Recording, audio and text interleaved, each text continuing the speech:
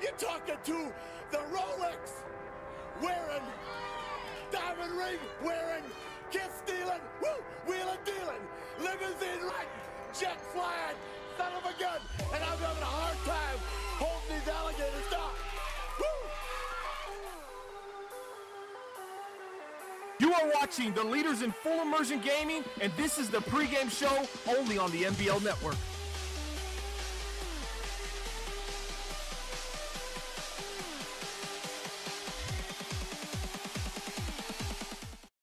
What is going on, everyone? Welcome to another edition of the NBL Live pregame show. That's brought to you each and every week by our graphics sponsor, Web3ks.com.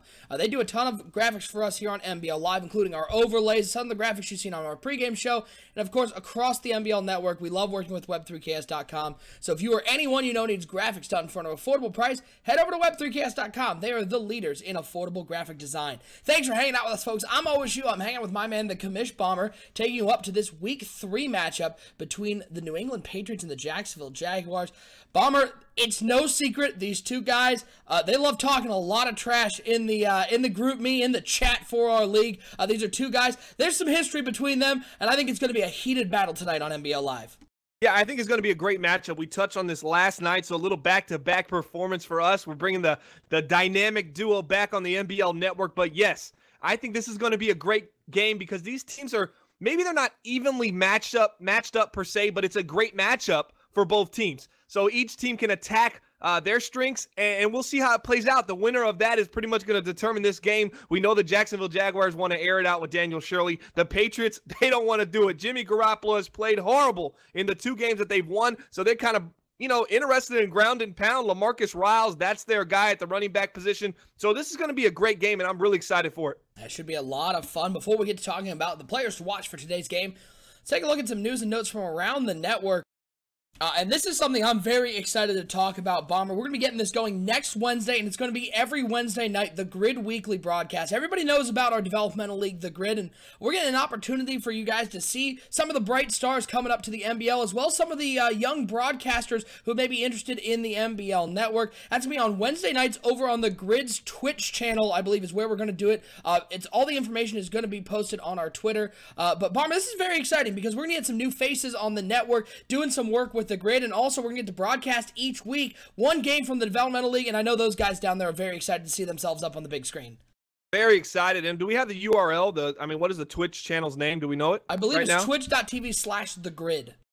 /thegrid. We're also we got some news about NBL and Twitch as well. So we got a lot of things coming up soon. We're going to just throw that in the back burner, kind of put a little teaser out there, but a bunch of big things happening, not only for Grid Weekly, but for the NBL and NBL Live as well, as we're trying to take this thing global.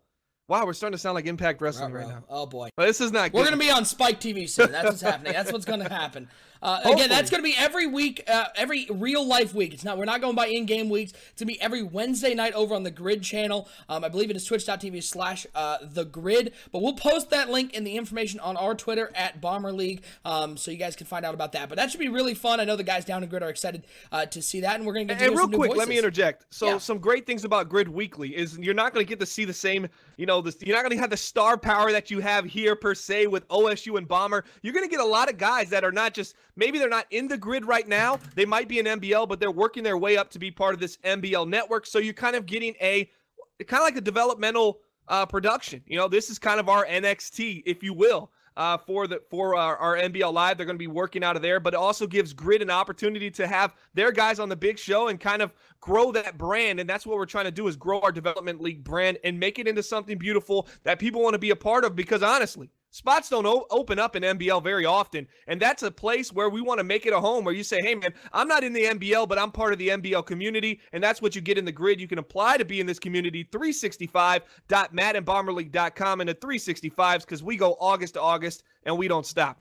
Yeah, it should be a lot of fun. So again, follow us on Twitter at Bomber League. We'll be posting more information there. But that should you be looking for that Wednesday nights over on the Grid Twitch channel. All right, let's look at some players to watch for today's game between the 2-0 New England Patriots and the 1-1 Jacksonville Jaguars. On the side of the Jaguars, it's, of course, Jalen Ramsey, their star cornerback. He's already having a nice start to the season, 8 tackles through 2 games. He already does have an interception that went to the house. He's also deflected 3 passes. This guy is a ball hawk, and this is important for the Jacksonville Jaguars while they're still trying to find their footing early in this season. I mean, that was that week 1 loss to the Bengals, Bomber, I think most would say was a huge surprise, considering that Unisolated was the most improved owner last year. This team was one of the big surprises, one of the nice stories. It started off rocky, but I know they're looking to get back on the right track against the New England Patriots. Absolutely, and Jalen Ramsey going to be the engine of this defense, this secondary. They're very good. They're talented, and Jalen Ramsey got paid for those talents. He just recently signed a 7-year extension worth, the most I've seen a cornerback get paid in the NBL long-term wise. It's $104 million over 7 years. This is a big-time player out of Florida State, 6'2", 208 pounds, superstar development. He can do it all. I'm really excited to see what he can do against these wide receivers. You know, the Patriots brought in Marvin Jones Jr., and I know he's not looking forward to this matchup against Jalen Ramsey. Yeah, on the flip side, speaking of those wide receivers, one of the guys that's sort of getting lost in the shuffle, but still is a weapon for this team, is Brandon Cooks. Came over a couple seasons ago. Only 4 catches this year for 63 yards. This guy was the #1 receiver for so long. They bring in Marvin Jones. They also got the young Griffin McIntyre. Brandon Cooks has sort of been relegated to that sort of second wide receiver, third wide receiver slot role, not getting as many targets as he'd like. Bomber, this Patriots team is going to be a run-first team with LaMarcus Riles, but when they have to air it out and Jimmy Garoppolo has to air it out, he needs a veteran wide receiver that has that ability to bring down the tough catches. You're looking at Marvin Jones Jr., you're also looking at Brandon Cooks. Yeah, Brandon Cooks is the over-the-top guy as well, and I don't know what is going on with him right now. Jimmy Garoppolo might know the answer to that. QBR of 49.5. He's throwing 57% completion, 1 touchdown, 7 interceptions. This is not good. If you're New England right now, the post-Tom Brady era has looked pathetic. You didn't make the playoffs last year. You limp by 2 victories right now. Yeah, you're 2-0, but if things don't change, you're not going to win many games this season, and you're lucky. You're lucky for one reason only. You're in the NFC least, and there's an opportunity to win that division even if you play poorly. But I do like Griffin McIntyre in his sophomore season. That was a first-round selection at tight end. Doesn't have the speed that kind of wows you, but he's got the hands and he has the awareness and just the overall physicality that makes you go, that's a solid guy I can depend on. Look for Garoppolo to lean on him. Marvin Jones Jr., 7 catches, 108 yards, and a touchdown. I mean, that's about where he's at right now in his career. I expect him to do that, every 2 games. He's probably going to have 7 catches, about 100 yards within those 2 games. But Brandon Cooks, 4 catches, 63 yards within 2 games. That is not good. I need more. I need 14 catches. I need 163 yards from Brandon Cooks. Can you give it to the New England Patriots offense tonight? Because if you can't, they're going to be in for a very long night against the talented Jacksonville Jaguar defense. And Brandon Cooks, a guy who's had over 50 receptions every season with the New England Patriots. Not on pace for that right now, but he could have a big game. Before we get to your prediction, Bomber, I got to ask you this question because I was looking at the scores over the last couple of weeks. We've had some really interesting upsets early in this season. The big one this week, Tampa Bay Buccaneers 24-14 over the New Orleans Saints, who looked so good week 1. I know we're only 3 weeks in, but does it feel like there's a lot more parity in the NBL this season? I feel like there are a lot of teams that could sneak up, where in past years you might have had those top-heavy teams, and then a lot of people fighting for that second wild card. Well, here, let me give you a little insight. We're going to go full immersion here, and then we're going to kind of drop back. First of all, the division game between the Saints and the Buccaneers, that's a division rival. So Playa and his Buccaneers get to see these Saints 2 times a year. We're in our 4th season, so he's already seen them. If my math is right, 6 times plus the 1 today, that's 7. There's a lot of times you're playing these guys over and over, and you kind of pick up on some tendencies. You build your team to beat people within your division, so that's to be expected. But as you said about parity, we are playing simulation mode. I think that mode alone right there creates those variables, and we're seeing a little bit of what I'm noticing is a changing of the guard, especially if you look at in the NFC West. You see the San Francisco 49ers. They've been building their team for 3 seasons. Seattle has been trying to stay on top. It's hard to maintain on top, especially in this simulation mode, as your players that are the core of your team begin to age and their skills begin to decline, and that's what we're starting to notice right now, and I absolutely love it. This is the first time I look around and I go, okay, all right, that team looks like it's getting better. That team's growing, and it isn't just about owner and stick skills. There actually becomes more value on the players on the field, and I absolutely love that. And that's when you start noticing the difference in simulation mode, in my opinion, that we're noticing it now because we're seeing those developed players coming along, the other players aging, and the players on the field truly do matter. Yeah, very or else interesting. Kyle wouldn't have a championship. That's true. Oh, got him. Just a little snuck that one in there right at the end. It's just interesting to watch, folks, especially as we get through the NBL Live season. Some of those matchups that may look like a lopsided. We've had a lot of upsets early in this season, so it'll be interesting to watch.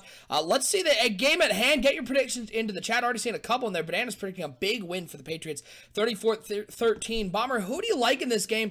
Jaguars need this win, need to get into the positive, go 2-1 after that early season loss to the Bengals and get the ship sort of on the right path. Or the New England Patriots, only 7 undefeated teams left in the NBL. Are they going to stay in the ranks of the undefeateds? Okay, before I answer that, Darth Ben said something in the chat I think we should address. He said, good job, Eric. You ruined my Eliminator. We play the Eliminator every year. You can get on that. You don't have to be in any of the leagues, and you can play to win an opportunity for a prize. I think it's 1 year of Xbox Live for free. If you win the Eliminator, you pick a team every week. You can't pick the same team twice. A lot of people went with the Saints over the Bucks this week, and they are disappointed because Playa came out and he balled out even with the broken Elite controller, the RB button that he sat on. He jams on that RB so much. He loves throwing to the running back. He said he smashes it, and then he sits on it. I mean, he completely broke it. He still came through. He went with the ground and pound, so big shout-out to Playa out there, getting a big victory today, 24-14 at home against the New Orleans Saints, one of the most up-and-coming teams in the league. But back to this game. This is going to be a tough game. I'm going to lean Patriots right now. I'm going 16-13 just because I don't fully trust Daniel Shirley yet. I think if he has another bad season, a year out from me saying he's a bust, but he's also a year out from me saying this guy might live up to the potential he has. I still think the verdict isn't out yet, and there's still a lot of football to be left for him. He doesn't look like he's developing at the rate we thought, but we've seen glimpses of, wow, this guy might be good last year, and then he kind of fell towards this end of the season. So I'm going to go Patriots just because I think they kind of changed their game around, go a little ground and pound with Riles, and I think it catches Jacksonville off guard, and then a couple mistakes from Shirley, maybe a fumble or two, 16-13. I think they edge it out because every Patriot win is an edge out, and I think they do that today, 16-13. Should be very interesting. A lot of people going Patriots in the chat. It's only one way to find out, folks. Let's find out with that game. Let's get this one underway. Coming up next, it's a battle between two owners with a lot of personal beef. There's a lot of emotion in this one. It's the New England Patriots and the Jacksonville Jaguars, and it's coming up right now here on NBL Live.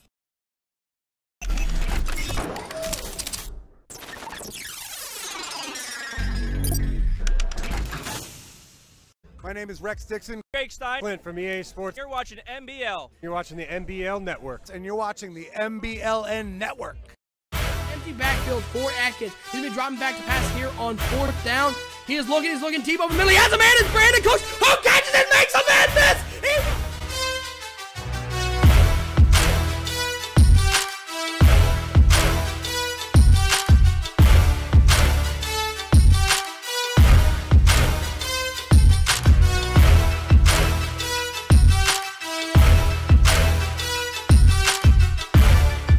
Oh, that's Woodard is coming back. He's got open over the middle. Wow. That big playmaker ability as he finds him again. Into the end zone. Another touchdown.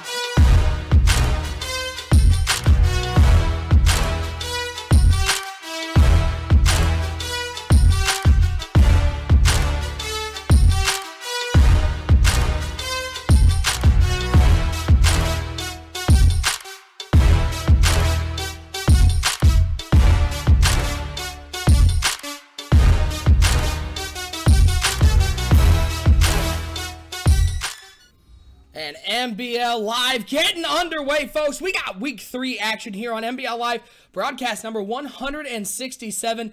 It is the 2-0 New England Patriots taking on the 1-1 Jacksonville Jaguars. Thanks for hanging out with us, folks. I'm always sure I'm hanging out with my man Bomber. Bombers, we saw some of those initial stats. This is an interesting one because the Jacksonville Jaguars, one of their big problems in the past when they were having some of those 3-win seasons, it was turnovers. They're sitting there right now at 1-1. And they're even on turnover differential. The Patriots are sitting there at -6, and they're undefeated. Are the Patriots just sort of squeaking by at this point? Is this team really worthy of being undefeated?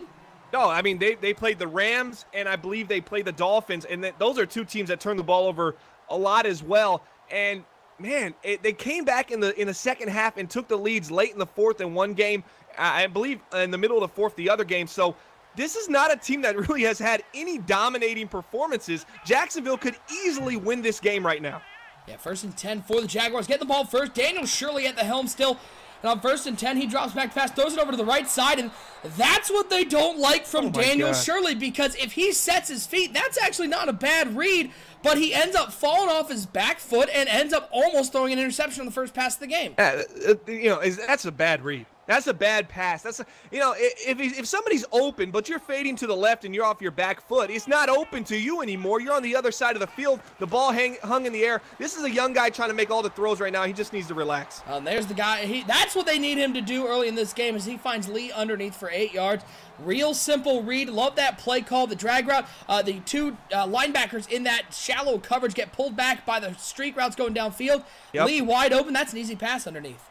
And let me tell you something about Jacksonville. I was looking at 3rd down conversions today from both of these teams to see if maybe there was a deficiency there, and there's really not. They're top 10. They're 53% 3rd down conversion. Patriots are 50%. So these are two teams that just make mental mistakes, but they convert on 3rd downs. On 3rd and 2, it is going to be a handoff to Leonard Fournette. Fighting forward. Does he get enough? I don't know if he did. They're going to call him just short on 4th and inches. Bomber, I got a little bit of news for you, because I got a little message from owner of the Jacksonville Jaguars unisolated before the game. Okay, what do we got? I want to get this quote right. Well, let's get it. Here's what he said. Leonard Fournette is on a short lease with the Jaguars coaching staff. He's in the final season of his rookie contract and has not yet proven the ability to stay healthy and be productive. Expect a change at halfback early if Fournette isn't able to get the run game going. It's hard to disagree with any of that, because Fournette has not been healthy, and early in the season, the Jaguars rushing has looked pedestrian at best. Yeah, and then they go to him on a 3rd and 2 when the box is stacked. So, I mean, that just contradicts move. The lack of ability you feel like the guy doesn't have. But let's talk about this real quick. If this Jacksonville defense could come out and make some plays, it's going to take a little bit of pressure off this offense, and maybe they start falling back in love with Leonard Fournette. It looks like it's going to be a pass on 1st down. Garoppolo throwing it to the outside. It is complete. Ramsey with the tackle out there. 13 yards, easy read on 1st down. Just some quick outs. And Brandon Cooks, a guy only has 4 catches on the season. We talked about it in the pregame. They rely on him on the first play of the game, and he comes up with a nice catch. Yeah, that's a good sign. They have a little saying in New England. You want to hear it? Yeah, I'd love to. It's called when in doubt, out route. And that seems to be what they're going to do early. A little nice, easy throw. Get Garoppolo 1 touchdown, 7 interceptions. Get him going right now. Get him a nice, easy completion to a guy that hasn't been that productive. I absolutely love it for the New England Patriots. So when in doubt, out route. I think I've also heard when in doubt, roll it out. Who's the roll it out? Roll it out. I think it's the Colts. I want to say it's the Colts. Love that roll out. When in doubt, roll it out. Roll the quarterback out. Also when in doubt, air it out. They do. They love to air it out in Indianapolis. Hey, why don't you read Unisolated's quote in Unisolated's voice later in this game, man? I actually would like to hear how you actually heard him saying that. As he wrote it in the best impression you could do. We'll call that the 3rd quarter special. There we go. Once this game gets out of hand, if this game gets out of hand, got to go to right there. We got to go to. Now a big moment here for the Jacksonville Jaguars defense. They would love to get a stop here and force New England into a 4 and out after that 1st down play. 3rd and 2. The New England Patriots, so far, they've been airing it out early in this game. 2 of their first 3 plays were pass plays, but you know Riles is going to get plenty of touches in this one. The Jaguars are going to have to be wary of that one. As on 3rd and 2, as Jimmy Garoppolo comes out, 2 tight ends, 2 wide receivers, Cooks to the left, Jones to the right, Riles in the backfield, 2 tight ends.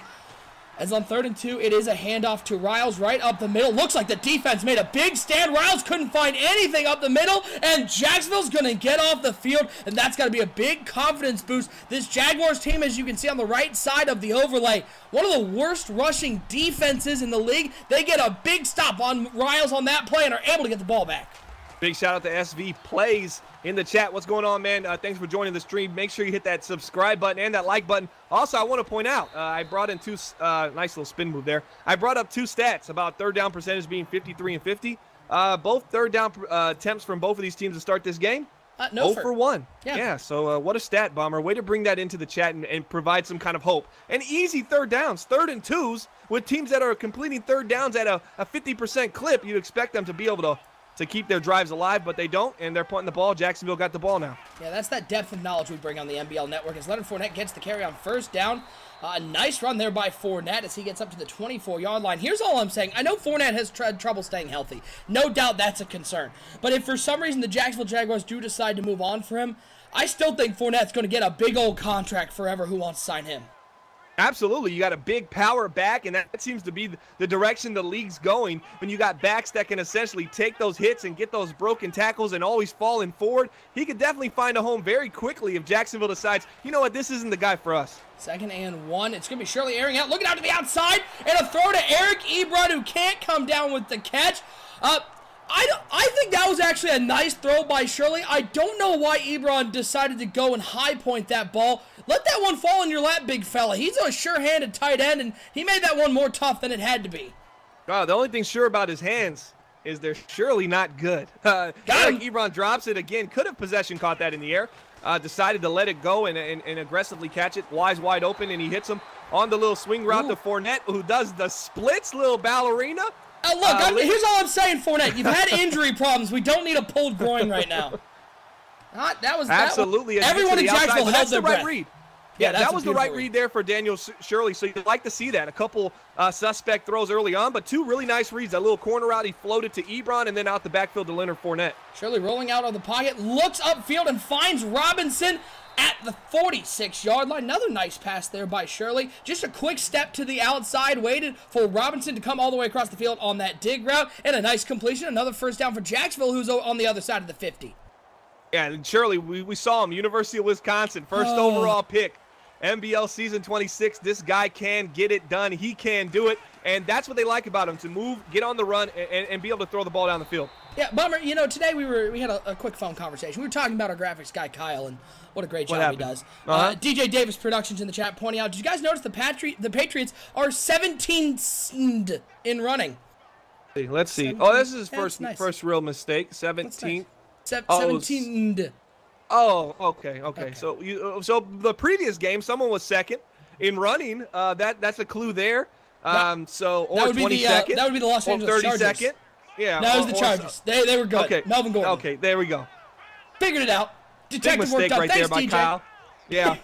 Appreciate you pointing that one out. 2nd and 10.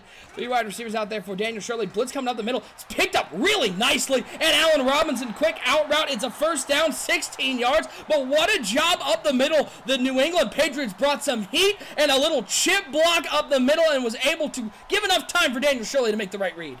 Yeah, Patriots defense, you need to call it out. We need to call it out. We're seeing these audibles from Shirley. You know what it is. You have your scouting report. You're obviously seeing an out route. You're obviously seeing a smart route up to the line of script, up to the first down marker. You need to make those adjustments. Press up on Allen Robinson over there. Don't allow him just to walk into an out route. 1st and 10, play action pass. This is the PAFK quick, one of the favorites as Lee catches it underneath, gets up to the 17-yard line. Another nice throw by Shirley. They certainly, though, are not giving Leonard Fournette a whole lot of touches. So I don't know what they expect out of Leonard Fournette when he's only getting a couple carries a game. Look at that, 7 passes, 3 rushes so far. One of them a nice one, a 9-yard run by Leonard Fournette. Here, 1st and 10. Looks like it's going to be a run once again for the 4th time. As on first down, it's a toss play to Leonard Fournette to the left side. That was a missed block on the outside by Allen Robinson, and everybody held their breath when they saw that injury come down. It's not Leonard Fournette, so thumbs up on that one. We're already off to a good start, but no gain on the play.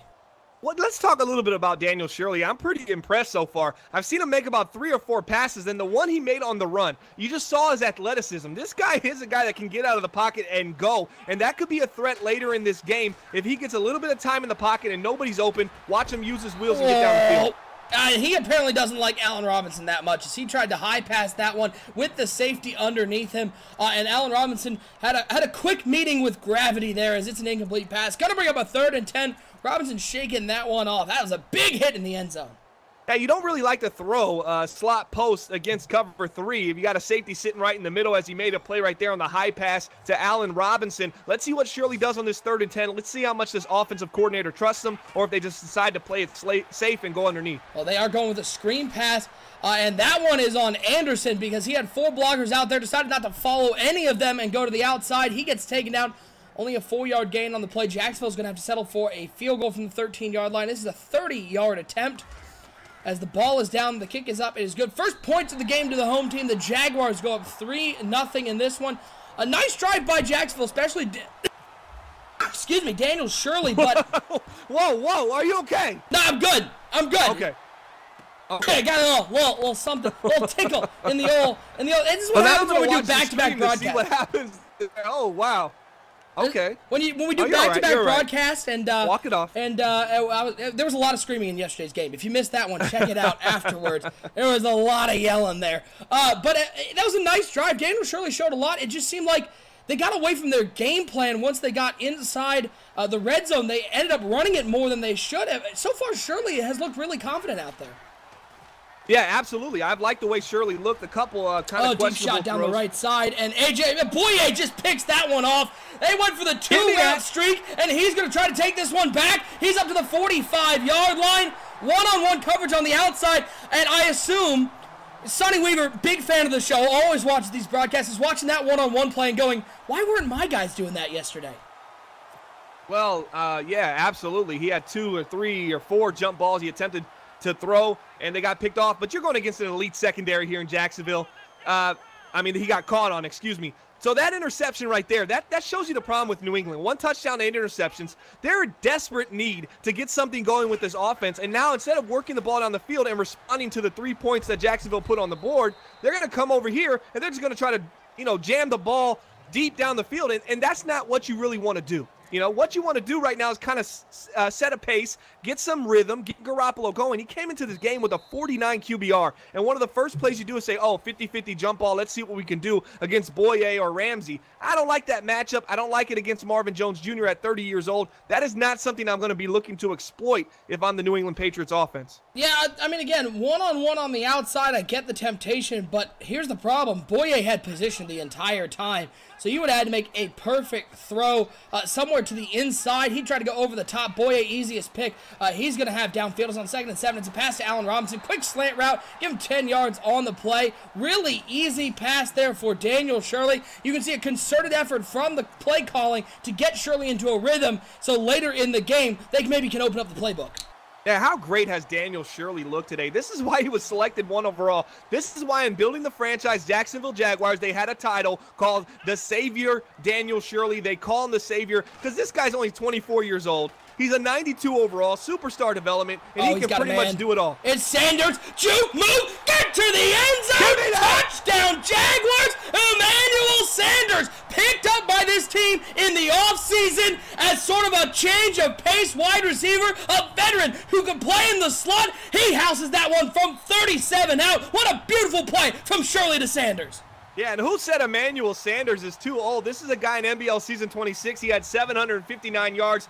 This last season, only 423 with Denver. He's 33 years old. They said, we're done with him. We're letting him go. And now he's making plays on NBL Live broadcast number 166 at 33 years young for the Jacksonville Jaguars. Hey, fun fact for you folks out there. Emmanuel Sanders now has 6 catches on the year. 3 are to the house. He is the touchdown machine right now, as that's his 6th catch. That one beautiful over the top. And 10-0, Jacksonville on top. Offenses come out beautifully early in this game. Now New England's going to have to recover after that Jimmy G interception on their drive that ended up turning into that touchdown to Emmanuel Sanders. As Garoppolo's in the shotgun, he's going to drop back to pass on 1st and 10. Rush coming quickly, gets it off. That one was almost to the house. The other way again as it was jumped. I think he saw that end zone and got a little too excited, but a bad read there by Jimmy Garoppolo. Yeah, absolutely. Do not like it. What is Garoppolo looking at? You see a play-action deep seams. Once again, the offensive coordinator's putting him in a position to try to drive the ball against this elite secondary. He's trying to make some adjustments and get out of that play call, and I just do not like that read. Handoff to Riles on 2nd and 10. Got a little room on the outside. A nice open field tackle made there by Jalen Ramsey. He goes down after a 7-yard gain. Now a 3rd and 3, and another opportunity for New England to convert a 3rd and short. Couldn't do it on their first drive. They really need to here because if they punt this one away to Jacksonville, so far the New England defense hasn't really done a whole lot, even though they are the #1 defense currently after 2 weeks. 3rd and 3 for the Patriots. Garoppolo under center, dropping back to pass on 3rd down. Looks underneath. It is complete. Surprised there wasn't a little more pressure underneath by the Jacksonville Jaguars. Nonetheless, Brandon Cooks' 2nd catch of the day. It's a 1st down for the Patriots. Yeah, just an easy read right there. Had a guy on a drag, Brandon Cooks. Hit him a little bit early because he had to pick up the 1st down, keep the chains moving. Let's see if New England can kind of get in a groove. I want to see a little bit more halfback. I want to see a little bit more running. I'm tired of seeing this Jimmy Garoppolo trying to drive the ball down the field. Big set out there, 3 tight ends for the Patriots. It's a play-action pass for Jimmy Garoppolo, looking to throw over to the left side. Looked like his throwing motion impeded a little bit from the ensuing rush. It's an incomplete pass. Going to bring up a 2nd and 10. Again, this is a team, I don't understand the game plan here, Bomber. They're going up against one of the worst rushing defenses. They're one of the best rushing defenses, and they've decided to air it out with Garoppolo.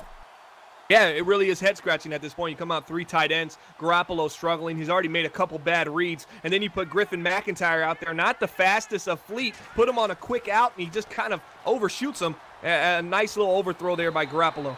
That one underneath. It is complete. First down, Patriots, 11 yards on the play. So far, if you're the Jacksonville Jaguars, you have seen New England work underneath, but every time they try to go anywhere intermediate or deep, it has been bad news bears. Let's see if Jacksonville adjusts their defense at all. So far, New England not giving the ball to LaMarcus Riles at all. 1st and 10. 3 wide receivers out there for Garoppolo, 2 over to the right, 1 over to the left. Riles into the game at halfback. 1 tight end also on the right side of that formation, and it's going to be a handoff to Riles. Tries to cut it back left. That one, oh my God, no room over there, no gain on the play. That was a cutback that I don't think many people are going to want to see Riles make again. Yeah, just go with the momentum. You got 3 down linemen right there. You had an opportunity. I felt your line blocked well for you. Continue going in the direction of the play and trust the process, essentially, and get around that edge and then try to make something happen. Cutting back immediately was a bad decision by Riles. 2nd and 10. Throw to the outside. Almost picked by Boye, and I think they're going to get Boye for pass interference. Yeah, that was a quick out route on the outside. Boye got a little anxious, made some contact with the wide receiver, so it's a 1st down for the Patriots. But another questionable read, even with the penalty. That one. Yeah, that's not a good read. No, that's not one you want to see the young Jimmy Garoppolo making. But the Patriots have moved their way down the field by whatever means necessary. 3 wide receivers, 2 over to the left, 1 to the right. Riles in the backfield for Garoppolo as the Jacksonville Jaguars showing blitz on this play. Garoppolo switching up the play as he surveys the Jaguars defense. Pump fake, going to be a drop play up the middle. I could see that one wasn't going to go well from the beginning.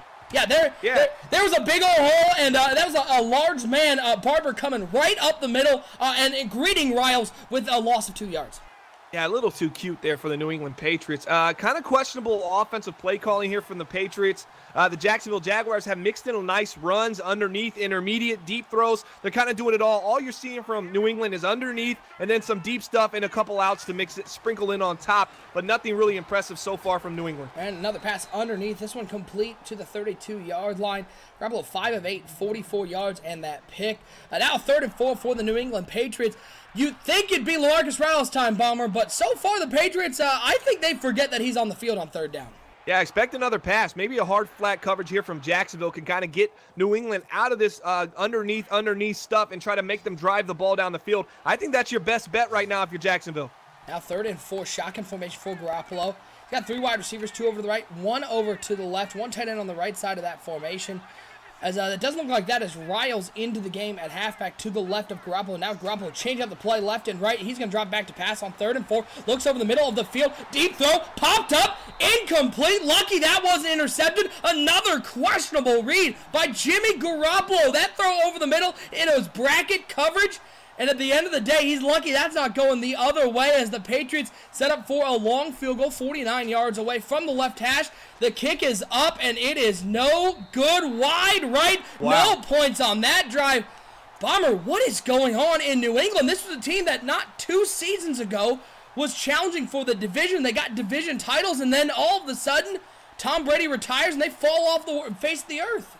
Well, first of all, let's talk about who was in the backfield. Number 32, Roderick Morgan. That's their 3rd down back, 5'11", 221, Florida A&M University, and he's a big bruiser. He can get it done. They like what they see out of him. You're going to see a little bit more of a 2-back system with that. But, yeah, I like the throw versus Griffin McIntyre against the cover 2 zone. I just think Griffin McIntyre is just a little, he's just not as athletic as most tight ends that are in the passing attack, as Fournette has a little bit of space, gains a few right there. I think the read was good. It was a little late, and the tight end's just a little slow, and that's what happens, allows the safety to get back there and make a play. Well, now a 2nd and 3 for Jacksonville. Has a real nice opportunity here to put some more points on the board before the half. 2:15 to go. Appreciate everybody tuning into NBL Live. Broadcast number 167. This is Week 3 action. Patriots and Jaguars here on NBL Live. 2nd and 3. Daniel Shirley looking deep down the middle of the field, and that was a bad read. That one's intercepted, and it's going the other way from the New England Patriots. He's to the 45, tries to spin around Daniel Shirley. That was a textbook tackle. Shirley wrapped him up. But he had to make up for that mistake. Man coverage downfield. Looks like two routes that sort of got jumbled in the middle. That one's picked off, and the first mistake by the Jacksonville Jaguars puts New England in great field position. Yeah, look at the play they called the Y out. I see all four of those routes are man beaters. You know, you got a quick drag, you got two corners, and you got a post route, and he just finds a way to throw the wrong one. As an opportunity there that was missed from New England to come away with 3 points is now missed from Jacksonville. Well, New England's going to get another opportunity. You don't want to miss out on that one. Is that one another underneath pass? It is complete. It's a first down for the New England Patriots. Jacksonville seems fairly comfortable letting New England dink and dunk their way down the field as Cook with the catch. Not to be confused with Cooks. That's Jared Cook with the catch. New England now on the 27-yard line, minute 40 and counting to go. Bunch formation, three over to the right, three over to the left, one over to the right. Riles in the game at halfback. Minute 31 and counting for the New England Patriots, down 10-0 early in this game. Turnovers have been the story for the Patriots as the Titans going to go in motion over to the right side of that formation. On first and 10, it's going to be a handoff to Riles, and once again, the Jacksonville defensive line doing a great job of containing LaMarcus Riles as they bring him down for no gain. Going to bring up a 2nd and 10. Yeah, quick timeout by Jacksonville there. They're very ambitious to want to get the ball back right here, but I'm really disgusted at the throw from Daniel Shirley. I praised him earlier. That throw when they had the ball, they're up 10-0, an opportunity to go on a nice drive and put some more points on the board, completely ruined on the first pass. Yeah, no need to force that one downfield the way your offense has been going, as this one underneath, once again, that one inaccurate, as Garoppolo rifled that one between two Jacksonville defenders. Going to bring up a 3rd and 10, and so far, if you're Jacksonville, you got to feel really good because New England has shown no ability to throw the intermediate routes, and now they've got to face the 3rd and the intermediate. Yeah, I don't know if the play caller's not trusting Jimmy Garoppolo, or maybe Jimmy just isn't trusting his arm right now, but it looks like a lot of first read drags right now, maybe sprinkled in a couple out routes, and he did take a shot down the field earlier that got picked. Maybe that has him a little shaky here on NBL Live broadcast number 167. Shotgun formation for Garoppolo, 4 wide receivers, 2 to each side, spread out Riles into the game at halfback. 8 seconds and counting on the play clock. Garoppolo dropping back to pass on 3rd and 10. Looks straight over the middle. It's picked off. It's an overthrow. And McDonald has it. Is taken down at the 22-yard line. It's about the 3rd time in a row we have seen Jimmy Garoppolo snap it and throw it within a second of snapping it. He's making quick first look reads. That one inaccurate once again. And Jacksonville finds a way to force another turnover. Yeah, Jimmy's not even setting his feet at right now. He's so anxious and paranoid to get rid of the ball, and it's not even pressure from the defense. It's pressure he's putting on himself. A couple errant throws, a couple interceptions this season, what are you doing, and he's looking all kinds of shaky. Daniel, what are you doing? Again, I'm all for young quarterbacks make mistakes, but that was, first of all, play action screen, maybe getting a little too cute. He starts throwing over. The defender is standing in front of Lee. He is between Shirley and Lee, and Shirley goes, yeah, I can throw it over there. What do you think was going to happen? Yeah, it really makes no sense. At this point, you got to start thinking, why aren't you taking sacks when you throwing these bad passes? It's almost better just to take the sack at times as opposed to pause, and as opposed to trying to just drive the ball down the field. I mean, these guys have all the time in the pocket, and they're making bad reads. You're up 10-0 right now. Let's not self-destruct and put the Patriots back in field goal range, even though they might not do anything with it. Let's try to play a little conservative here and make the right play. Yeah, this is a far cry from our NBL Live game in Week 2 where we saw offenses clicking on both sides of the field. Now we just got the offenses sort of hanging on for their dear life. At Jacksonville, they're sort of in trouble right now. The way Daniel Shirley has looked the last couple drives on 3rd and 11, rolling out to the right side, looking, and throws it directly to a defender. So, right there, good play. The white jersey's not on your team. This one's going to get returned up just short of the 30-yard line. So, these teams trading interceptions, and that looks great, and some real solid quarterback play on both sides. Yeah, absolutely. When it's not there, throw it anyways. That's the motto here for both quarterbacks. Jimmy Garoppolo seems a little bit more off his game. Daniel Shirley just, he's throwing it right where he wants to throw it. It's just a bad read, and that's going to hurt these teams. Now 1st and 10 for the Patriots, getting another opportunity with a turnover in their own territory. Last time they threw this one away. 1st and 10, Garoppolo dropping back to pass, looking over the middle of the field. It is complete. I believe that's Brandon Cooks once again. 7 of 13, 72 yards, and 2 interceptions. As Brandon Cooks' I third figured catch it out when Garoppolo can be successful in this game. I've completely figured it out. Sure. It's when wide receivers become open right in front of his face. Then he can make the right read. As long as they're right in front of his face wide open, he's going to make the right read. So, the man coverage, seems to be what he likes to get going right now. But the running game, if he doesn't get any help from the running game, Riles, 7 carries, 9 yards, that's not going to be enough for Garoppolo right now, who's struggling to make the right read and really is struggling to throw against zone coverage. 2nd and 9, Garoppolo dropping back to pass, looking. Hey, look, there's that guy right underneath. Yeah, it's clearly he has no vision beyond 5 yards. If it's complete under 5 yards and really wide open, he's able to throw it. Otherwise, it's either going to be a quick release or just an unfortunate interception as he tried one deep ball. Now a 3rd and 2. Jacksonville would love to get a stop here and hold them to 3. Yeah, right now Jacksonville's defense has to be saying, if we can just hold them to 3 right now, we're completely okay with it going into halftime with a 10-3 lead. But you don't want to give up that touchdown and put pressure back on this offense, because there's been no pressure offensively on Daniel Shirley, and he has made some questionable decisions so far.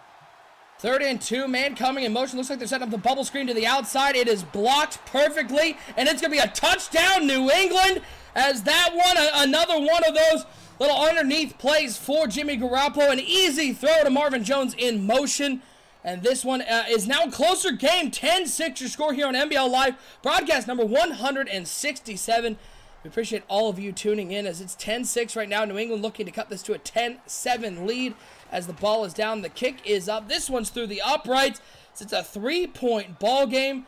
It wasn't a pretty drive, but Jimmy Garoppolo did what he has done all game, which is find the open receiver underneath, not really pushing it much farther downfield, and it gets them 7 points. Yeah, right there, the user coverage looked like a dead fish. Basically no movement from the user on the defensive side of Jacksonville. Decides, you know what, I see motion, I see people moving, it looks like it could be a screen. Just stay right here. Well, 4 seconds to go. It looks like Jacksonville's going to come out in the Wildcat formation. Just run the ball in this play, see if they can get anything to work out of this formation. Fournette's going to take the snap. He's got one tight end on the right side. Anderson on the left side. He comes in motion on 1st and 10. Fournette's going to keep the ball. Try to run over the right side of that formation. Not a whole lot there. We go to halftime. 10-7 your score. You know, Bomber, in most games that go like this, the New England Patriots getting a touchdown with 8 seconds to go in the half. I'd normally say the momentum is with New England. Jacksonville, though, has outplayed New England at every facet of the game. The only reason New England is anywhere in this game has been Daniel Shirley sort of imploding at the end of the second quarter. Yeah, 2 opportunities. You got a missed field goal from the New England Patriots. You ruin that, and then you create another turnover on your own. Then the Patriots get the ball back, and they give it right back to you. And what do you decide to do? No, we don't want to. Give it right back to them. And then they drive down the field, go underneath, and end up scoring with this bubble screen or a little orbit screen across the field to Brandon Cooks. It's just too easy. It's too easy. This game should be, if you're Jacksonville right now and you're a Jacksonville fan, we should be up 17. We should be up 3 scores right now, and we're only up 3 points. That's got to be devastating, not to the players, but even to the fan base right now, because your team is just not playing up to the potential that they have. 1st and 10 for the New England Patriots. Jimmy Garoppolo taking the snap. Looks like they're set up another screen. This one to Riles on the outside. Well read by the Jacksonville Jaguars. Garoppolo, 10 completions, 85 yards, 1 touchdown, 2 interceptions. That pretty much sums up what the New England offense has been today. Yeah, when you see 8.5 yards per completion, that's including yards after the catch. You know they're not really driving the ball down the field too much. They took 1 deep shot early in this game. It got intercepted, and ever since then, we've seen a lot of underneath stuff from the New England Patriots. And now it's Garoppolo dropping back to pass. Blitz coming right up the middle. Oh, boy, don't know how they say his arm was moving forward on that one. But they do. A fortunate play for the New England Patriots as that one is an incomplete pass. And now another one of these 3rd and 11s the Patriots are going to have to convert. Last time they had one of these, Jimmy Garoppolo threw an interception directly to one of the Jacksonville Jaguars players. Now they're going to spread them out. 4 wide receivers, 2 to each side, 1 tight end on the right side of that formation. Empty backfield for Jimmy Garoppolo, as Garoppolo takes the snap on 3rd and 11, looking over the middle of the field.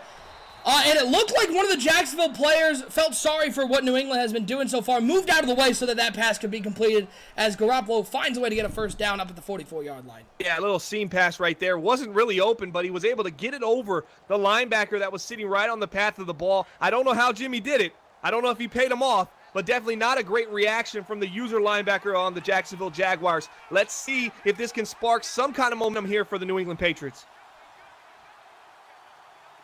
1st and 10 for Jimmy Garoppolo and the New England Patriots. It looks like Riles is going to get a carry.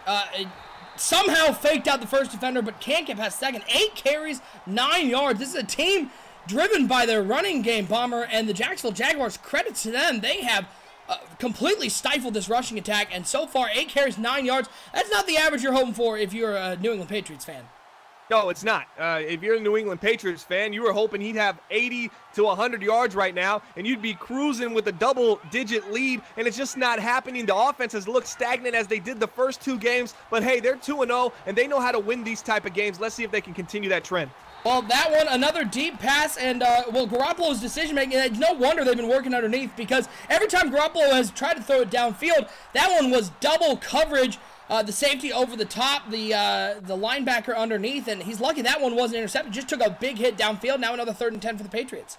And let's see what they can do. 3rd and long, you can't drag yourself out of this one. Pun intended there. I don't know if they're going to be able to make the right read and pick up another 1st down. They just threw the ball on a seam pass that could have gotten picked. It was very, very close. Just seeped it over the linebacker's head. Let's see if they can get lucky again as they approach midfield on this 3rd and 10. Yeah, 3rd and 10. They spread them out again. 2 wide receivers to each side. Rouse into the game at halfback to the left of Jimmy Garoppolo. As he surveys this Jacksonville defense, he's going to take the snap and look to pass. 3-man rush from Jacksonville. He looks underneath. It is complete, but well covered by the Jaguars. New England's going to be forced to punt this one away after a 4-yard gain on 3rd down. Not a whole lot of rush there, Barman. That was a 3-man rush, and Garoppolo looked like he was being attacked by 8 defenders, tossed it underneath on a route that was nowhere close to the 1st down marker, and it cost them an opportunity to get a field goal and tie this game up. Yeah, the Patriots, just punted on 3rd down. Yeah, pretty much. Essentially. Yeah. Yeah. I got scared. I looked up and I was like, did they? We've seen weird stuff happen. We saw that weird Madden glitch on with the Steelers when they had a 1st and goal from their own 10-yard line. They had to go 90 yards. Seen some weird stuff. Yeah. So I wouldn't put it past a weird thing like that to happen. As 1st and 10, Daniel Shirley and the Jaguars get their first opportunity of the 2nd half, needing to sort of get things under control. As it's not under control. That one well overthrown on the underneath pass. Gosh. Woo, buddy! It is getting fun here on NBL Live. The ineptitudes of the both quarterbacks. If the win this game, they will be the 3-0 team that really hasn't won a game. Their opponent has literally given them the game 3 games in a row to start this season. They might be the luckiest franchise in NBL history because I haven't seen them do anything that dictates them winning this ball game outside of having the ball thrown to them from Daniel Shirley. Yeah, 1st and 10 now for the New England Patriots. They only have to go 10 yards, so this should be right in their wheelhouse as it's passed underneath. And they get no yards on 1st down. Another pass play that goes for nothing. It's going to bring up a 2nd and 10 for the Patriots. You got to think they can find a way to punch it in from the end zone from here. Yeah, cover 2 against the AA gap. Look, that post route, Griffin McIntyre was about to break wide open, and just as it was about to break, Garoppolo says, you know what, I'm going to go to my check down now. He waited the entire time looking at him, and it didn't get open, I guess, in his deemed amount of time. But, man, it was about to break wide open. That could have been an easy touchdown for the Patriots. Fake to the fullback. They handed the outside. LaMarcus Rouse blows through one defender, but he's taken down at the 3-yard line. Now a 3rd and 3. They can get a 1st down before the goal line. Jalen Ramsey coming up and making the tackle. It's amazing what the Jaguars have done to LaMarcus Rouse. This guy looked like a stud in the first 2 games, and he has looked like me out there at running back. Fun fact, this guy doesn't do a whole lot of running. So 3rd and 3 for the New England Patriots. Rouse in at halfback, 2 tight ends, 2 wide receivers. A lot of guys in the box for the Jacksonville Jaguars expecting something up the middle. Cooks split out to the left, Jones to the right. Cooks come in motion. It's going to be a handoff right at the middle. LaMarcus Rouse, and this Jaguars defense once again stands him up. 1 yard on the play. And after being only 10 yards out off the interception, the New England Patriots only find 8 yards, and they're going to be forced to kick a short field goal from the 2-yard line. So we got ourselves a tie ball game pending this field goal right here. I thought if they handed the ball off as it's up and good, 10-10 here, Jacksonville, New England broadcast number 166. I thought if they handed that ball off to Cooks on some type of end around, that was going to be a walk-in touchdown. It did not look like Jacksonville was ready. They had so many guys in the box, and they were stationary. They weren't even reacting to the movement from Brandon Cooks. So either A, that's great scouting that they did on the Patriots here, or the defense is just a dead fish over there, and they're not responding to any kind of movement. Well, what to say? What are we going to see from Daniel Shirley this time, folks? Let's find out together. This one should be fun. Shirley's been all over the place after that first quarter where he looked so good. Maybe Jacksonville should hand the ball off to that Leonard Fournette fellow. Give Daniel Shirley a break. 1st and 10. Shirley in the pistol. He's going to drop back to pass on 1st and 10. Looks over the middle of the field, and that one almost intercepted. That one more of a great play by the safety on the right side. It's incomplete. It's going to be a 2nd and 10, and Daniel Shirley looks completely shook out there.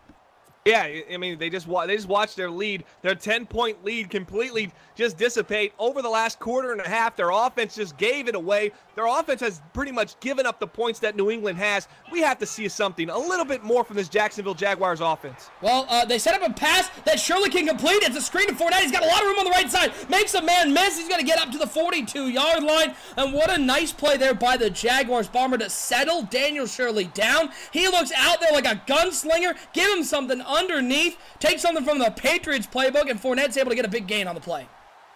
Yeah, I like the call right there. I want to see a couple more. I think they need to take something from the New England Patriots playbook. Go underneath a little bit, the defense down, then take your shots over the top. Right now, the Patriots defense is playing that over-the-top coverage, and they're backing up, and they're forcing Shirley to make these tight window throws 10 to 15 yards down the field, and that's going to play into the benefit of the New England Patriots. First and 10, Shirley under center. Play action pass, rolling out to the right side, looking for anyone to come open, waiting, and he's going to try to go over the top, and it is incomplete. Stone hands. Ebron can't come down with another one. This is a guy they paid a lot of money to in the offseason last year, Bomber, coming from your Detroit Lions, and so far in this game, he doesn't look like he's been earning that contract at all. Yeah, he got paid. Ebron told us before he was left he was going to test the free agency, test the free agent market. We was all for it. I mean, if he can get the money and get paid to go out there and play in Jacksonville, go for it. He's a good player, not an elite tight end as far as hands goes. Spin cycle from Sanders. Finally, wow. A nice throw by Shirley over the middle of the field. Emmanuel Sanders, not a pickup anybody talked about in the NBL, Bomber. This guy is showing out today for the Jaguars. Absolutely. I mean, you're looking at what Jacksonville can do with this offense. When Shirley gets going, everything looks great. But, man, Emmanuel Sanders seems to be kind of the X factor right now for Jacksonville. And right there, a lot of people would look at that one and see, wow, he just took a 9-yard sack. No one wants to see that. But at the end of the day, that was actually a really nice play by Daniel Shirley to not force a throw while the pressure was coming. Now 2nd and 19 for the Jacksonville Jaguars. They're on the 37-yard line. And while we got a moment here in the third quarter, I want to give a big shout-out to our graphic sponsor, web3ks.com. They sponsor our pregame show. They've been a big friend of the network. So if you or anyone you know needs graphics done for an affordable price, head over to web3ks.com. They're the leaders in affordable graphic design. Big shout-out to all business over there. As now 2nd and 19 for the Jacksonville Jaguars. It's a handoff to Fournette over the left side. He had a big hole, stayed a little too close on the inside. And it's going to be only a couple yards on the play. Going to bring up a 3rd and 15 for the Jacksonville Jaguars from the 32-yard line. And this would be a big conversion for them if they can convert this 3rd and long. Yeah, don't get sacked. That's all I'm telling my quarterback right now. We need to put points on the board and see if this New England Patriot offense can actually drive down the field. We have yet to see them go the full length of the field and actually put points on the board. So 10-10 right now. I need this field goal. No turnovers, and do not get sacked for Daniel Shirley. 3rd and 15. Shirley dropping back to pass on 3rd down, looking to the left side. He's going to try to take off here. Takes a big hit. You said don't get sacked. He did technically get sacked. A loss of 1 on the play. How about don't take the big hit, though, from Hightower, as the Jaguars are going to try to kick this one from the 33-yard line. It's a 50-yard attempt. Looking to go up 3. The ball's down. The kick is up. It is through the uprights. The Jaguars go up 13-10. But how about that hit on Daniel Shirley? Lucky to see him not only not fumble that ball, but to come up not injured. Yeah, I'm starting to wonder if Daniel Shirley is a quarterback that essentially makes easy things difficult. All you have to do is throw that ball away. You don't have to take that big hit. It wasn't going to get you the first down. It wasn't going to get you anywhere closer. So, if you're looking at this Jacksonville Jaguars offense and you're wondering why it's so bad, I mean, you have to look at Daniel Shirley, the #1 overall pick from NBL Season 27 rookie draft. He's just not giving us enough here in his 3rd season. We need to see more, less bonehead mistakes, and smarter football. 13-10 Jacksonville on top here in the waning seconds of the 3rd quarter. Again, appreciate everybody tuning in. Broadcast number 167. This is week 3 action between the Patriots and the Jaguars. We'll throw that NBL Live schedule up at the end of the broadcast so you guys can see the upcoming games here on NBL Live. It's on 1st and 10. Garoppolo play action pass looking to throw. He tossed it underneath. Once again, it is complete to the 29-yard line. Give him 7 yards on the play. It's going to bring up a 2nd and 3.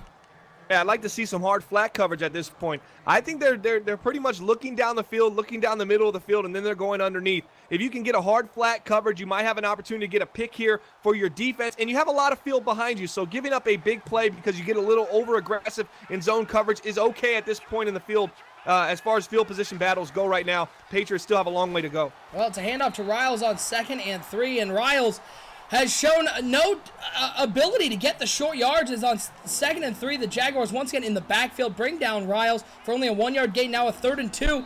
And if I'm the Jacksonville Jaguars, Bombers, we go to the 4th quarter. Jaguars up 3. I am 100% expecting a pass underneath and hard flat that coverage, because at the end of the day, the running game for New England has been no threat whatsoever.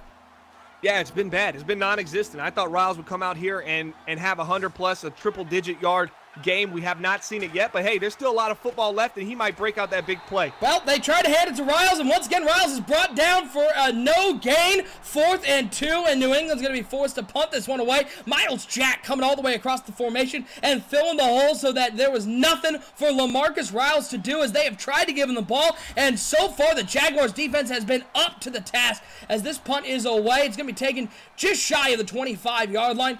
Taken up to the 30. Well, and he's going to stay there at the 30 because he got lit up at the 30-yard line, and the Jacksonville offense comes back out. And if I'm Jacksonville, this is about time for a steady diet of Leonard Fournette. Yeah, you want to see the run play. You want to take a little bit from the Patriots playbook. I keep saying it, but go underneath, Jacksonville. Get the yards underneath. Put yourself in 3rd and manageables. And these are two teams that are top 10 on 3rd down conversions, but they've really struggled 3rd and 4 or shorter this game. So kind of head-scratching to let you know we're really early in this season. Hand off to Fournette on 1st down. 10 carries, 30 yards. Better than Riles. Hasn't had a whole lot of opportunities, though, as he gets 3 yards on the play. We've seen flashes from Fournette, but it seems like at times there hasn't been a whole lot of plays, Bomber. I've seen Fournette not make a play. It's just been a lot of the offensive line not opening a whole lot of holes for Leonard Fournette. Well, there was a hole right there. You know, you got to fall forward. You got to get a little bit more. 3 yards on that play. You kidding me? Leonard Fournette needs to be running downhill, and he needs to be falling forward when he gets hit. I need to see a lot more from the kid. And that one was a mistake on Daniel Shirley, and here's why I tell you. You saw the entire New England defense shifting to the left side. You're running a stretch to the right side.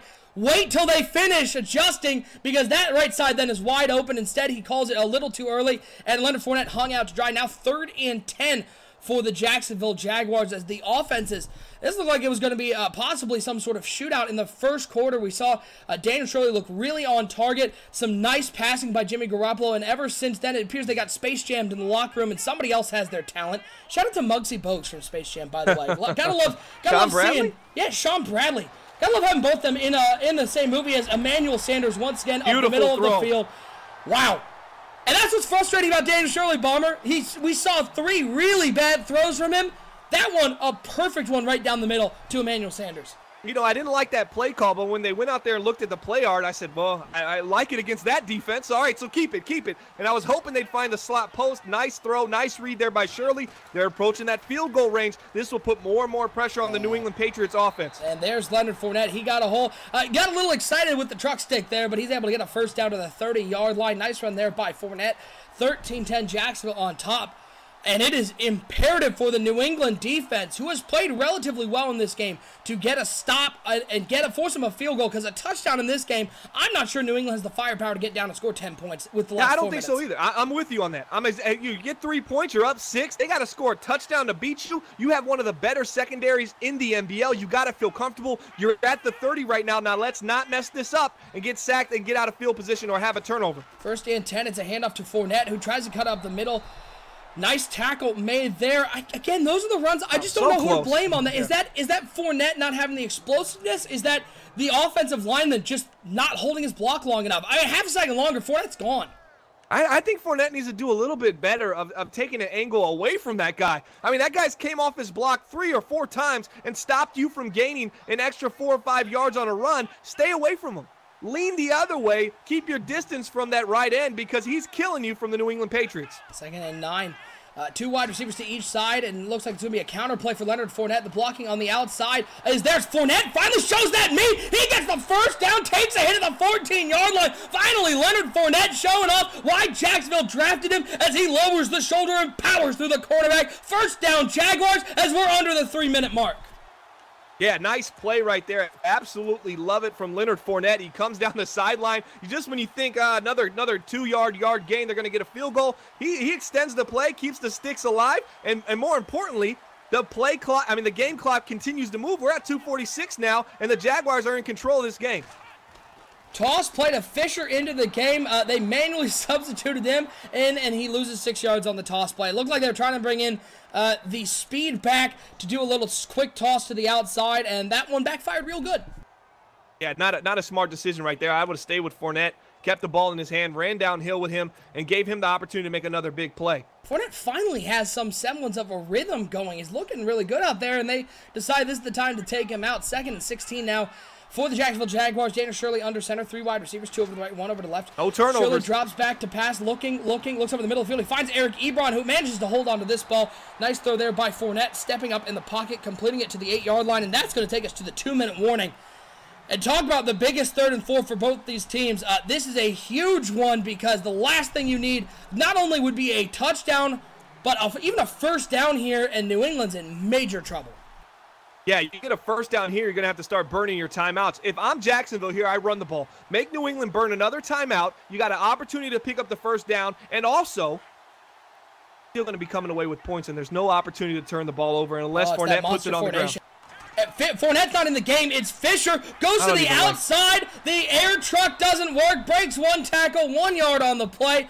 As if anybody's watched NBL Live over the last 2 or 3 seasons, that is by far the play that frustrates me the most when I watch these games, is seeing you on 3rd and short, you're going to hand the ball off, and you take the ball out of the hands of your star running back and instead give it to your backup, who lost 6 yards on his first carry, and right there was only able to get 1. Jacksonville does go up 16-10. They do use one of New England's timeouts, but why? It's so often. Why do you do it? We see it way too often than we should. If you got a guy rocking and rolling like Fournette, kind of find like he finally figures it out, I think let's substitute him and take him out. He just had the 2-minute warning. We know he's fresh. Why is he not coming back in the game? Kind of overthinking yourself right here. Now here's what would be pretty funny here. If the Patriots came down here and put together a tremendous drive and scored right here very easily. We're going to look back on this game like that Seahawks game when they didn't go for it on, what was it? They had 4th and 2. They end up pulling out Thomas Rawls late in the game.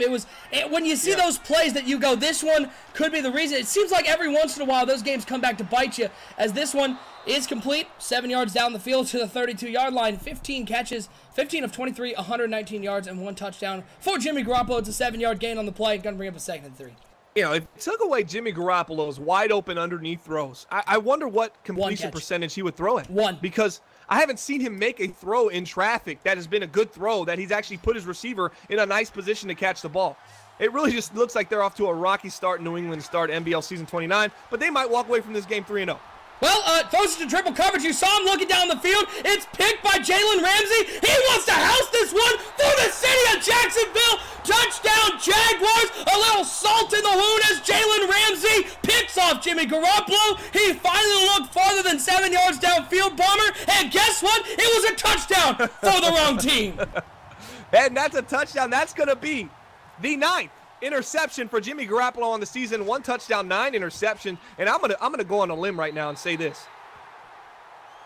That kick barely goes in. Okay. It did sneak in the right upright. All right. I'm gonna say this about the Patriots right now. They're bad.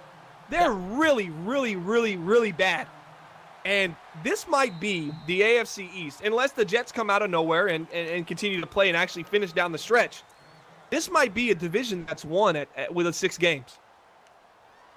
There might be 6 wins, and this division could be won. I think the division is like this. What the NFC West was last year. Exactly. I'm starting to think that because this Patriots team is bad. I mean, if you can't throw the ball more than 5 to 7 yards in the air ever throughout a game, you don't have anything. You're in trouble. Like right there. Why is he rolling out the pocket? He has a man coming across the middle. He's got another guy on a dead route on a curl. I mean, what is going on here that is allowing this Patriots team to believe that Jimmy Garoppolo is still the guy? Get him out of there. I'm done with him. I don't want to see him in a Patriots uniform anymore. He's not the answer.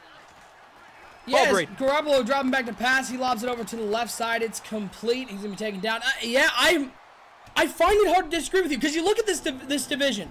You've got the Patriots who'll be at 2-1 at this point, and I think we've all seen this Patriots team just not very good. They could, of course, I mean, their schedule, it's not bad. They could pick up some wins. The schedule's not hard at all, but I mean, it's just this team. I mean, then you look as they're looking deep down the field, and that one's incomplete into double coverage. You look at the New York Jets. They're 1-1. They just lost to the Los Angeles Rams, an improved team, but by far not a power team. Then you've got 2 winless teams in the Miami Dolphins, who looked so good week 1, and then week 2 just did not come to play. The quarterback play in Miami, inconsistent. The Buffalo Bills are all over the place, the defending division champs. they're going to win it. I'm going. You think Bills are going to win this one? I think they win it. I think they win it. I mean, at least they have an identity. I can see some. They can actually throw the ball down the field somewhat. They have a good defense, an aggressive defense. I mean, I think the Bills probably win it. I think they could probably go 0-5 and still win this division. As that one's completed over the middle. Yeah, you look at the Buffalo Bills, Right in front of his 0-3 face. right now. I mean, they are the number 4 passing attack in the NBL. They're the number 10 rushing attack. The quarterback play is questionable. I don't know if I trust Travis Bowman or Nathan Peterman, as that one was almost intercepted by McDonald. I don't know if I trust either of them at quarterback, but compared to the rest of the division, they're at 0-3 right now. And a lot of people would go, well, how could you pick an 0-3 team to win the division? Well, you look at their schedule. They lost by 7 to the Jets. They lost by 8 to the 49ers, who are a much improved team. They were 2-0 in that game. And then they lost to the Oakland Raiders. It's not out of the realm of the possibility the Bills can win this division with 6 wins, because what sort of team is in this? I mean, what do you make of the New York Jets? They're sitting there. They seem to be sort of all over the place as well. They're young. Young teams are going to be a little inconsistent. But let's talk back about the Bills. The Bills is just interceptions and turnovers. Yeah. You cut those turnovers out, they win those games. The Patriots have 9 interceptions, and I don't see them drive the ball down the field like in any kind of consistency. I'm not saying, well, that was a good pass, just an unfortunate play, or that was a good pass and that was just a great defensive play. I'm seeing bad passes into coverage, anything down the field. That's what worries me. You can't have success that way. You just can't. The law of averages eventually catch up to you. Being 2-1 right now, they're fortunate, but if there's not major changes in New England, this team does not make the playoffs. And if they do, it's more of a discredit to their division. A young Jets team, a rebuilding Miami Dolphins team, and a Buffalo Bills team that might, just not live up to the hype that we thought they had. 2nd and 10, Garoppolo dropping back to pass as he's just heaving this one to the end zone, as that one's out of the back of the end zone. Yeah, I think in that, to use a baseball term, you look at the peripheral numbers on the Buffalo Bills, you see a team that knows how to move the ball down the field. They just got to cut back on the turnovers, because they're top 10 in every yardage statistical category. Their defense plays well, but they're one of the worst scoring teams. They just find a way to get in the opponent's territory and then give the ball away. As on 3rd and 10, Garoppolo looks down the middle of the field. That one's incomplete. That was a big hit on McIntyre. Now 4th and 10. And that's, I guess, why you look at the Bills. I like this Dolphins team. If they can just find out the quarterback play. That Dolphins team, that defense, their defensive line gets after the quarterback. That's what I like about them. They're just, give this division a quarterback. Somebody get a quarterback in this division. Yeah, I think Austin Lester, I think he's going to be a great quarterback. I think he's going to be a great quarterback for the Dolphins, but he's young. I mean, you're talking about a kid that's a rookie, 6'5", 230 pounds, University of Wisconsin, and we're seeing Wisconsin. They're putting out some quarterbacks right now. If I see a quarterback from Wisconsin available, based on everything I've seen thus far in the NBL during this Madden cycle, Wisconsin is where you want to get a quarterback from. You can't really pass on them. I mean, they got Daniel Shirley, Austin Lester. I mean, who else is coming out of there? I hope he's going to be a Detroit Lion, because they got a lot of potential. I like Austin Lester, but he's young. And the wide receiver core is nothing that really wows you. Let's say that a little bit about him as they try to go deep over the top. And you had Tess Ramsey to the end of the day with Marvin Jones Jr. That's not going to win it for you. 23 to 10. Excuse me. The Jacksonville Jaguars, broadcast number 167, they defeat the New England Patriots, who look pathetic. The Jaguars look pretty pathetic too, but someone has to win. It's sports. And Jacksonville comes away with this win. Not impressive at all. And we got to pick somebody to be player of the game for this? Yeah, well, let's before we get to that, last point on Austin Lester. Oh, yeah. Last point on Austin Lester. In his first game, again, he only has 2 games. Dolphins quarterback for those listening. Yeah, Dolphins quarterback. Just tuning in. First game against the Oakland Raiders, he goes 13 of 15 for 206, a touchdown and a pick. Then he comes in against this New England Patriots team, goes 5 of 12 for 28 yards and a pick.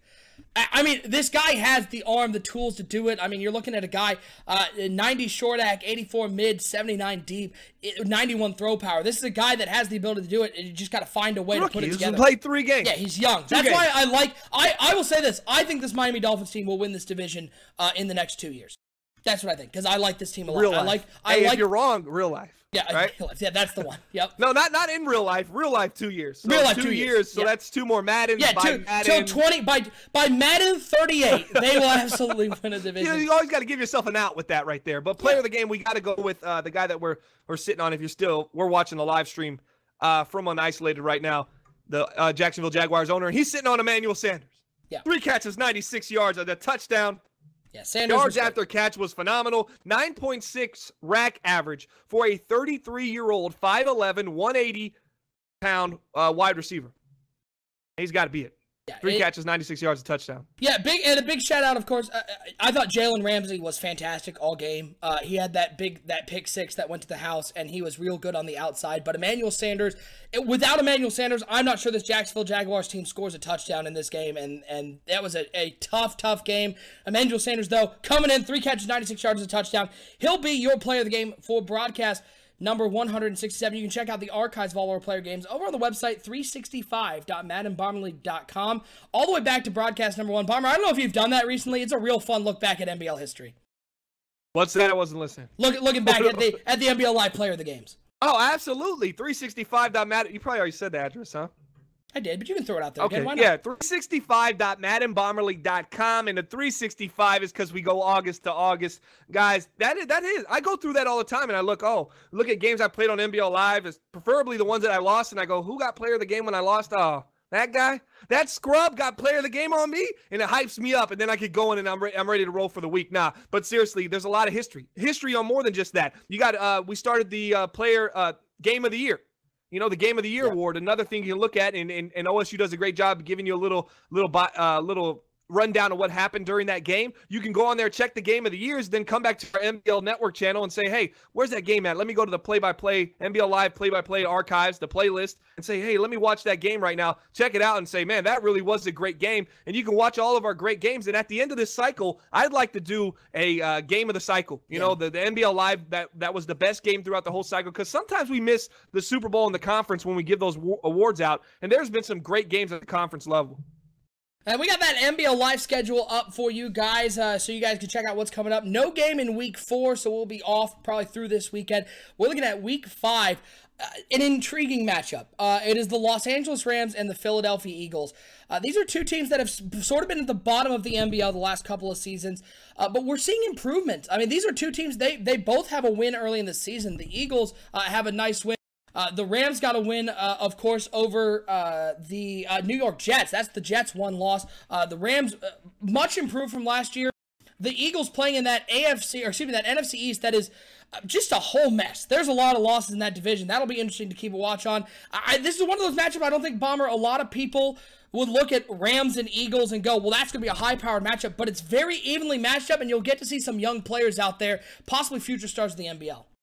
Yeah, absolutely. You're going to get to see young teams, some great wide receivers in Philly. So there's an opportunity to see some of the great young talent that we have in the NBL on display. And what's the game? Who are they playing next week? The next week, the Eagles face off against the Browns. Week 5, it's Rams and Eagles. Week 5, Rams and Eagles. And let me tell you something about the Rams. That's why I wanted you to say their name. Los Angeles Rams, they're thinking they got the answer at quarterback right now. They're playing Simeon. That's how delusional and crazy this franchise is. That's what's going to make this game so great. I really want to see this game. Eagles, Rams, that's going to be a great matchup. Trevor Simeon not playing too great right now, but they were saying Eli Manning was sweet butter last year, NBL season 28. Season 29, they come in with Simeon, and they're saying he's the best. They got him on the billboards in L.A. I'm not buying it yet. I'm not buying it. They need to draft a quarterback, but let's see if they can prove us wrong on the next NBL Live broadcast. Yeah, here's one name you guys are going to want to look up. Nat Minor of the Philadelphia Eagles. 46 carries, 279, 6.1 yards per carry. He will be featured heavily for the Eagles. Got a big win over the Washington Redskins in Week 2. That's coming up Week 5. Again, folks, no game Week 4. So have a great weekend. We will see you for Week 5, which will probably be, we're looking probably Sunday or Monday night. But that'll be over on the Twitter at Bomber League. Or you can just hit that subscribe button down below. You'll know each and every time we go live. But thanks for joining us today. A great game here on broadcast number 167. For my co-host, Bomber, I'm OSU. Once again, your final score, the Jacksonville Jaguars with a big win over the New England Patriots, 23-10. We will see you for Week 5 action. Rams and Eagles right here on NBL Live.